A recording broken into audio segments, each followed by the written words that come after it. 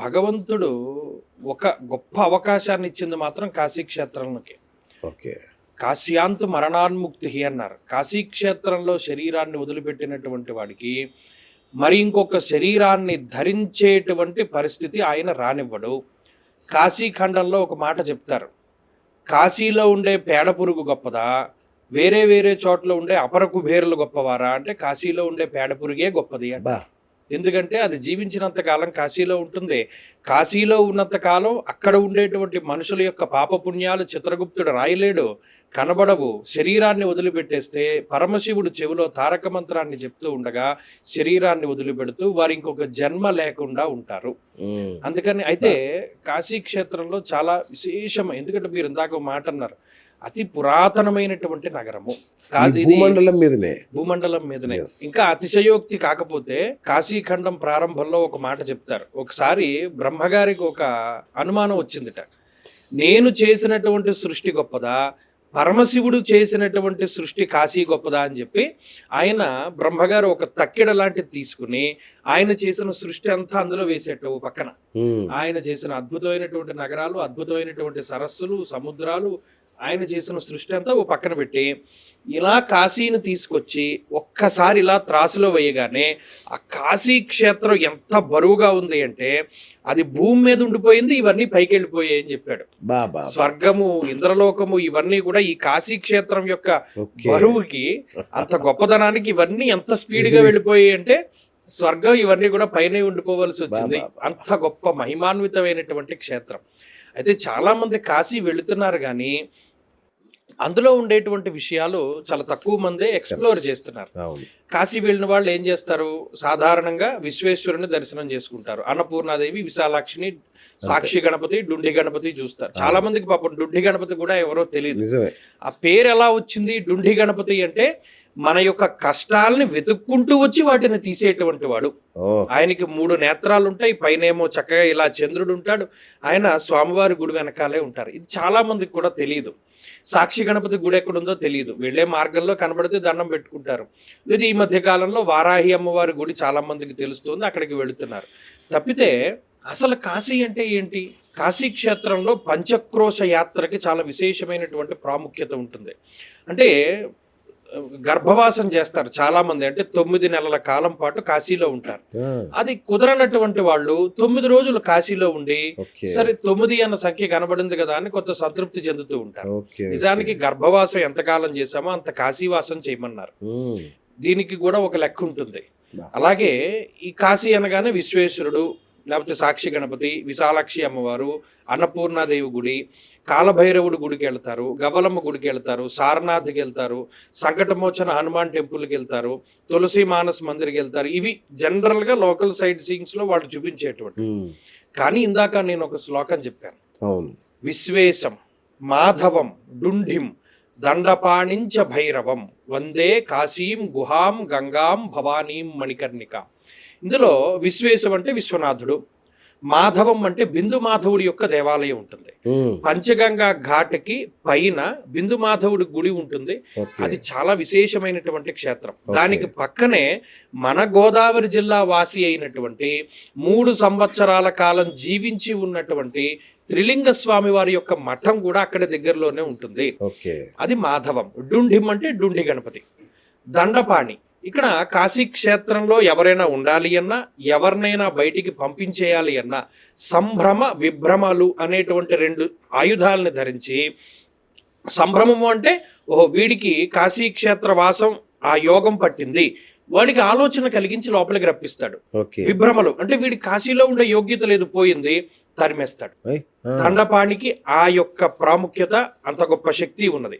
ఆయన ఒక యక్షుడి కుమారుడు, పరమశివుడు ఇచ్చినటువంటి వరం అటువంటిది ఆయనకి. దండపాణించ భైరవం. భైరవం అనేసరికి కాలభైరవుడు గుడికి వెళతారు, కానీ అక్కడ మనకి రురుశ్చండో అసితాంగశ్చ కపాలీ క్రోధనస్తదా ఉన్మత్త భైరవస్తద్వత్ క్రమాత్ సంహార భీషణం అని అష్టభైరవుల యొక్క దేవాలయాలు ఉన్నాయి. అష్టభైరవుల్లో ఉన్మత్త భైరవుని దేవాలయం మన తెలుగు వాళ్లే కట్టారు, అంటే తెలుగు ఆయన పేరే ఉంటుంది అక్కడ. అలా అష్టభైరవుల్ని చూడగలగడం. వందే కాశీం గుహాం గంగాం. కాశీ క్షేత్రము అంటే జ్యోతి, కాశీ అనగా జ్యోతి, ఒక వెలుగు. ఓకే. గుహాం అంటే ఏంటి అంటే జైగీషవ్య మహాముని అనేటువంటి ఒక మహాముని ఉంటారు. ఆ జైగీషవ్య మహాముని ఒకానొక సందర్భంలో శివుడు కాశీని వదిలిపెట్టి వెళ్ళిపోతే తిరిగి ఆయన కాశీకి వచ్చేంత వరకు ఒక గుహలో కూర్చుని తపస్సు చేస్తాడు. ఇప్పుడు మహానుభావుడు ఆయన సామవేదం షణ్ముఖ శర్మ గారు శివరహస్యం అనే ఒక పుస్తకాన్ని రాశారు. దాంట్లో జైగీషవ్య మహర్షి యొక్క ప్రస్తావన తీసుకొస్తారు. జైగీషవ్య మహాముని చాలా గొప్పవాడు, శివుడికి అత్యంత ప్రీతి కలిగించేటువంటి పనులు చేసేటువంటి వాడు, పరమశివ భక్తుడు, పరమశివుడికి ఇష్టమైనటువంటి వాడు. ఆ గుహలో తపస్సు చేస్తాడు. అక్కడే ఆ గుహని దర్శించాలి అన్నాడు. ఆ గుహ దగ్గరే గంగ ఉంటుంది. మామూలు గంగ వేరు, ఈ గుహ దగ్గర ఉండేటువంటి గంగ వేరు. గుహాం గంగాం అన్నారు. అలాగే భవానీం, కాశీ క్షేత్రంలోనే అన్నపూర్ణాదేవి గుడి అన్నపూర్ణాదేవి గుడిలోనే కొంచెం లోపలికి వెళ్ళిన తర్వాత భవానీమాత యొక్క విగ్రహం ఉంటుంది. భవానీం అంటే అన్నపూర్ణాదేవి గుడిలో ఉండేటువంటి ఆవిడ. అది చాలా మందికి తెలియదు, వెళ్ళి చూసి వచ్చేస్తారు. అలాగే ఈ అన్నపూర్ణాదేవి దేవాలయంలోనే ఒక పక్కన ఒక లింగం ఉంటుంది. ఆ లింగం పైన శ్రీచక్రం ప్రతిష్ఠితమై ఉంటుంది. ఆ లింగాన్ని కూడా ఎవరు ప్రతిష్ఠ చేశారు? బహుశా భాస్కరాచార్యులు వారు ఎవరో ప్రతిష్ఠ చేసినటువంటి లింగం. ఆ లింగం కూడా చాలా విశేషమైంది. మనం ఇవన్నీ చూడలేం, వెళ్ళిపోతాం, వచ్చేస్తాం. నేను వెళ్ళాను, అలా వెళ్ళామా, దర్శనం చేసుకున్నామా, పిండ ప్రదానం ఏదో చేసామా, వచ్చేసామా. అలాగే చివరాకరణ మణికర్ణికాం. మణికర్ణికాం అంటే ఘాట్లో స్నానం చేసేటువంటిది ఒకటి. దీని లోపల మణికర్ణికేశ్వరుని యొక్క దేవాలయం ఉంటుంది. అక్కడే చక్రతీర్థం ఉంటుంది. ఆయన ఎలా ఉంటుంది అంటే మామూలుగా ఇలాగే వెళ్తాం గుడికి, కానీ 4 అంతస్తుల లోతులో ఉంటాడు ఆయన.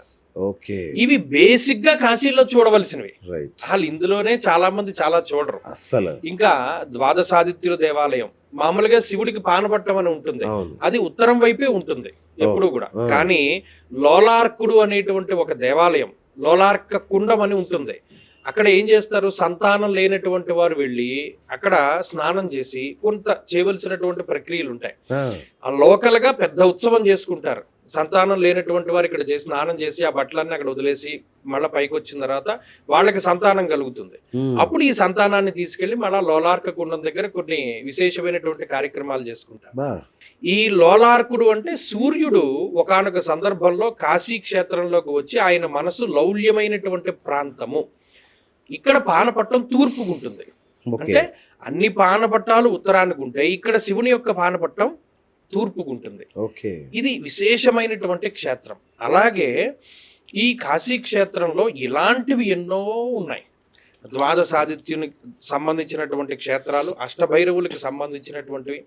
అలాగే పరమశివుడు తన యొక్క త్రిశూలం మీద నిలబెట్టాడు కాశీ అని మీరు అన్నారు.